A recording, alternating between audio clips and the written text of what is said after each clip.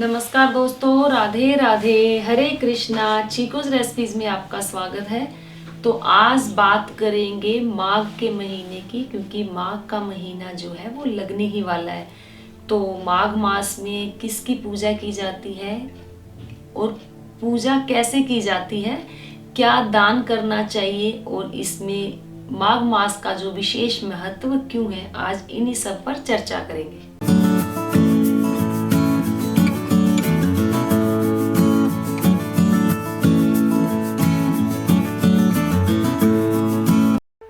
Subscribe करें chikoo recipes को और बेल आइकन को टैप करें मेरी हर वीडियो सबसे पहले देखने के लिए। तो सबसे पहले तो ये बता दूं कि जो माघ का महीना है वो कब से लग रहा है। तो जो माघ का महीना है वो 28 जनवरी से लेकर 27 फरवरी तक है। जो 28 जनवरी को है उस दिन बृहस्पतिवार है, और जिस दिन माघ का महीना खत्म होगा उस दिन 27 फरवरी को शनिवार के दिन खत्म हो जाएगा, क्योंकि 28 जनवरी को पूर्णमासी है, यानी कि पूर्णिमा है।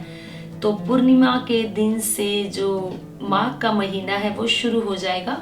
जो लोग माघ मास का स्नान करेंगे या जो लोग व्रत करेंगे एक महीने का, तो उन्हें 28 जनवरी पूर्णिमा के दिन से ही अपने व्रत और स्नान को शुरू कर देना है। हिंदू पंचांग के अनुसार जो माघ का महीना है वो 11वां महीना है। सनातन धर्म में हर महीने का विशेष महत्व है, लेकिन माघ के महीने का कुछ ज्यादा ही महत्व है। माघ का महीना विशेष रूप से पवित्र और ज्यादा पुण्यदायी माना गया है। तो जो माघ का महीना है ये भगवान श्री कृष्ण के स्वरूप माधव को समर्पित है। तो माघ के महीने में भगवान श्री कृष्ण की पूजा अर्चना की जाती है। धर्म ग्रंथों के अनुसार कि माघ के महीने में जो व्यक्ति विधि विधान के साथ भगवान श्री कृष्ण की पूजा अर्चना करता है उसकी सभी मनोकामनाएं पूर्ण होती है। इसीलिए इस महीने को अत्यंत पवित्र महीना माना गया है। जो माघ का महीना था पहले इसे माध बोला जाता था। माध का संबंध भगवान श्री कृष्ण के एक स्वरूप माधव से है, तो लेकिन बाद में ये माघ से होता होता ये माघ बन गया। तो अब इसको माघ महीने के नाम से ही जाना जाता है। तो माघ के महीने में ढेर सारे पर्व आते हैं, जो व्रत भी आते हैं, जैसे संकष्टी चतुर्थी आएगी, भीमाष्टमी आएगी, रथ सप्तमी आएगी और मौनी अमावस्या भी आएगी। यानी कि माघ के महीने में काफी त्योहार, काफी व्रत आते हैं। व्रत तो वैसे पूरे महीने जो लोग व्रत करना चाहते हैं वो पूरे महीने व्रत करेंगे ही करेंगे, लेकिन माघ के महीने में वैसे भी काफी व्रत आ जाते हैं। तो माघ के महीने में गंगा स्नान का विशेष महत्व है। प्राचीन पुराणों में तो यहाँ तक कहा गया है कि भगवान नारायण को प्राप्त करने के लिए सबसे सुगम रास्ता माघ मास के पुण्य काल में पवित्र नदियों में स्नान करना है। माघ मास की ऐसी महिमा है कि इसमें जहाँ कहीं भी जल है वो गंगा जल के समान होता है, लेकिन फिर भी काशी, प्रयाग, नैमिषारण्य, हरिद्वार, कुरुक्षेत्र और अन्य तीर्थ और पवित्र नदियों में स्नान करने का विशेष महत्व है। पद्म पुराण के अनुसार भगवान श्री कृष्ण जो है वो पूजा करने से इतने प्रसन्न नहीं होते हैं, उनको इतनी प्रसन्नता नहीं मिलती है जितनी माघ मास में स्नान करने से मिलती है। स्नान का मतलब कि ब्रह्म मुहूर्त में जो उठकर स्नान करता है उससे भगवान श्री कृष्ण का सानिध्य प्राप्त होता है, यानी कि सुबह ब्रह्म मुहूर्त में उठकर स्नान करना चाहिए। तो माघ मास में प्रयाग में कल्पवास किया जाता है, जिससे व्यक्ति शरीर और आत्मा से नवीन हो जाता है। कल्पवास का मतलब यह है कि प्रयाग में जो 1 महीने तक रहता है, प्रयागराज में जो 1 महीने रहते हैं उन्हें कल्पवास बोला जाता है। यानी कि पूरा दिन भर आप कहीं भी घूम कर आओ, कहीं भी चले जाओ, लेकिन रात्रि आपको प्रयाग में ही बितानी होगी, उसे कल्पवास बोला जाता है। यानी कि आपको किसी और जगह रात्रि नहीं बितानी है। तो जो साधु संत है वो कल्पवास के लिए प्रयागराज में चले जाते हैं। तो जहाँ त्रिवेणी का संगम होता है वहीं पे जो कल्पवास है वो किया जाता है। तो चलिए बात कर लेते हैं पूजा विधि क्या होती है। तो जो माघ के महीने में जो लोग हैं वो 1 महीने का व्रत भी करते हैं, एक टाइम भोजन करते हैं, दिन ढलने से पहले जो भोजन है वो कर लिया जाता है। तो माघ के महीने में ब्रह्म मुहूर्त में उठकर स्नान किया जाता है और भगवान श्री कृष्ण की पूरे विधि विधान के साथ पूजा की जाती है। भगवान श्री कृष्ण को अगर काले तिल अर्पित किए जाएं तो कहते हैं कि जो शनि जैसे ग्रह हैं, अगर उसका कुप्रभाव हम पर पड़ रहा हो तो वो दूर हो जाते हैं। तो भगवान श्री हरि की, भगवान कृष्ण की पूजा करनी चाहिए, उन्हें पीले फूल अर्पित करनी चाहिए, उन्हें तुलसी दल जरूर चढ़ाना चाहिए।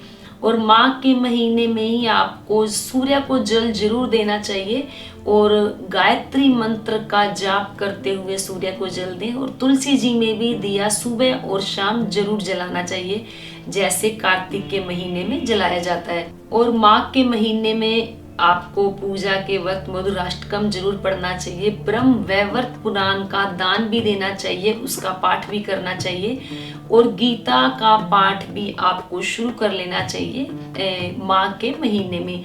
तो कहा जाता है कि माघ के महीने में स्नान, दान, जप, तप, ध्यान का बहुत ही विशेष महत्व है। तो माघ के महीने में जैसे कि मैंने बताया कि स्नान का विशेष महत्व है। अगर आप किसी पवित्र नदी में स्नान नहीं कर सकते हैं तो घर में ही नहाने के पानी में गंगा जल डालकर स्नान कर लें। अगर गंगा जल भी नहीं है तो नहाते वक्त आप गंगा का ध्यान कर लेंगे तो भी आपको गंगा स्नान का ही फल मिलेगा। तो माघ के महीने में पूजा विधि मैंने आपको बताई। अब बात कर लेते हैं कि माघ के महीने में खान पान का कैसे करना चाहिए। तो माघ के महीने में आपको गर्म चीजों का सेवन करना चाहिए, गर्म चीजों का दान भी देना चाहिए, तिल और गुड़ का सेवन करना चाहिए। और इस महीने से भारी भोजन को छोड़कर आपको हल्का भोजन करना चाहिए। जो लोग एक टाइम व्रत करते हैं उन्हें जो बिल्कुल शुद्ध सात्विक भोजन लेना चाहिए, दिन ढलने से पहले भोजन कर लेना चाहिए, बासी खाना नहीं खाना चाहिए। कहते हैं कि माघ के महीने में मूली का सेवन भी नहीं करना चाहिए। माघ के महीने में पितरों का तर्पण भी किया जाता है, श्राद्ध भी किया जाता है। तो जो पितरों का तर्पण और श्राद्ध करेंगे वो काले तिल से किया जाएगा। और नहाने के पानी में भी आप काले तिल डालकर स्नान कर सकते हैं, तो उसका भी एक विशेष महत्व है। तो माघ के महीने में कहते हैं कि गर्म पानी को छोड़कर धीरे धीरे सामान्य पानी में स्नान कर देना शुरू कर देना चाहिए।